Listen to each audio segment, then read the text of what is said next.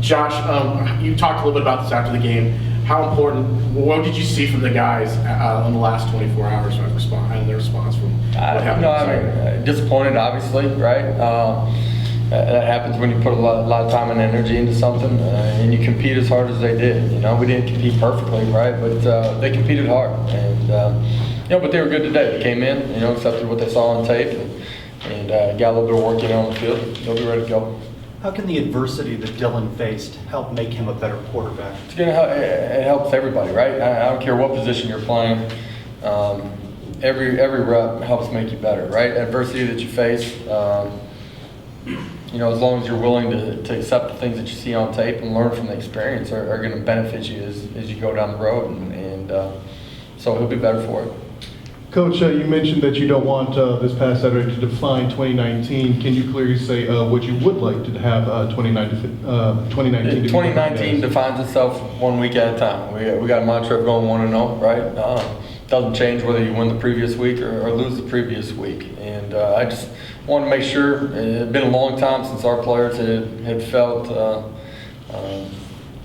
that during the course of regular season play. And it's important in that moment to, one, to be, know that it hurts, right? But two, to understand that doesn't define the entire season. And high, lofty goals, aspirations of this team, none of that changes.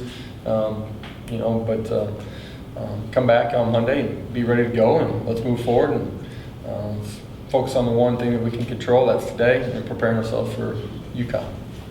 After looking at the offensive line play on tape, what do you think what do they struggle with? I've said this before, there's such a fine line between success and not being as successful as you're capable of. And 5 guys operating as one up front, when it's going really well, it looks easy. It's not. Sometimes, it's one of the 10 guys or one of the 11 guys just being a little bit off, and it might be hand placement, it might be communication. All those things play a part in it. Good defensive line that we faced. There's some things that they did that caused us issues, but there's some things that we self-imposed some blows too, and things that we'll learn from and we'll be better for it, no doubt. There were a few occasions where Dylan looked like, he had some open space and maybe could have rushed for some yards. Instead, we're still trying to find, because that's something that he'll learn and improve with. I think young quarterbacks, finding out when is the right time to step up into the pocket and get out, when is the right time to throw the ball away. Those are all things that come with experience sometimes. And there's some things that he wants back, whether that's a throw, whether that's moving in the pocket, whether that's running on a play where he's outside of the pocket. Those are all things that you continue to watch, learn, and be better for. This is obviously Dylan's first loss. What would you like to see him kind of do over this next week? Not just his first loss, it's our first loss. Yeah, first loss, right? as a starter. But what would you like to see him kind of do this week? You want to see him kind of at the end of the day, we got to take care of the football. It's one of the things that is really important in every football game. It's really important when you're on the road. You got to win the turnover battle. We didn't do that. We were on the wrong side of it. One of the things that is a major issue for us moving forward, if we don't correct it, we got to take care of the ball. We got to create turnovers. There were some times where the ball was on the ground, we weren't able to get on it defensively. We got to be on the right side of that, and things that we practice, preach every single day, and we'll be better at. Hey, Coach, the slow start, the early deficit, now you got a chance to sleep on it and look at it on film. Was it more the Pitt dialed up a perfect antidote for you guys, or was it more self-inflicted? There's, subtly there were maybe some things that they were a little bit different schematically. There's some things that we did early offensively in that ball game that put us in adverse situations, simple things. And to me, you got to match their energy on the road, right? And you got to match and surpass their execution. And we didn't do that early in the football game.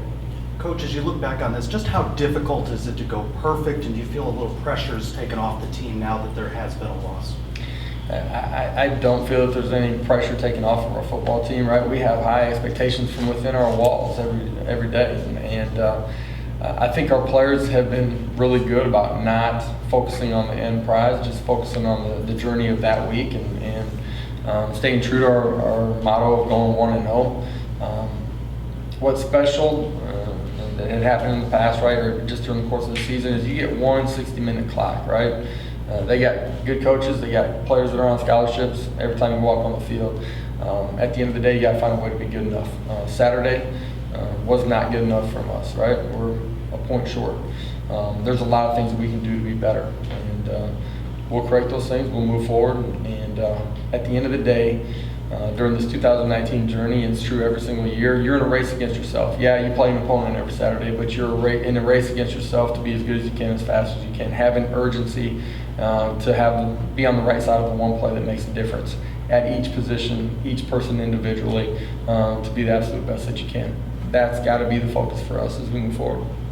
Is this a good time to be back at home against a team you're heavily favored against, or do you look at it that way? And this is just the next game on our schedule. So, our players will be excited about walking into that stadium. I don't expect our environment to be any different than it ever has been since I've been here.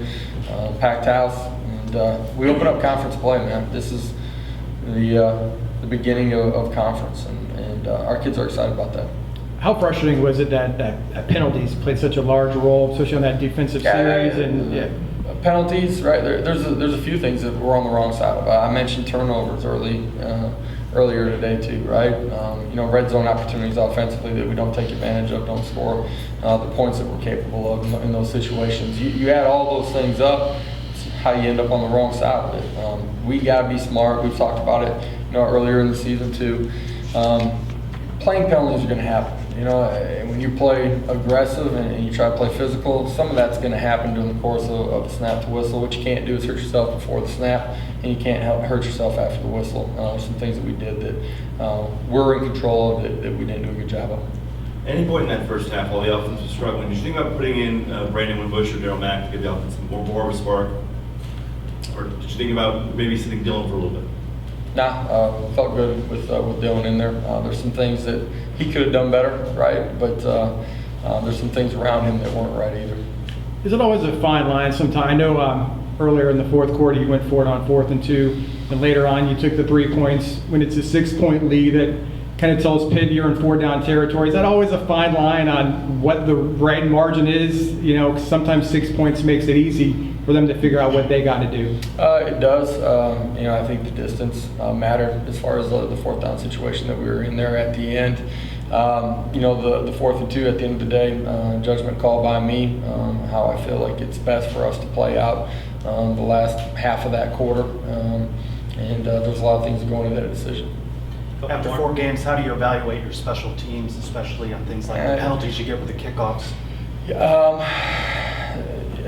Obviously, the block punt, right, can't happen. That's a game-changing play, and we want to control that third of the game, right, or win that third of the game.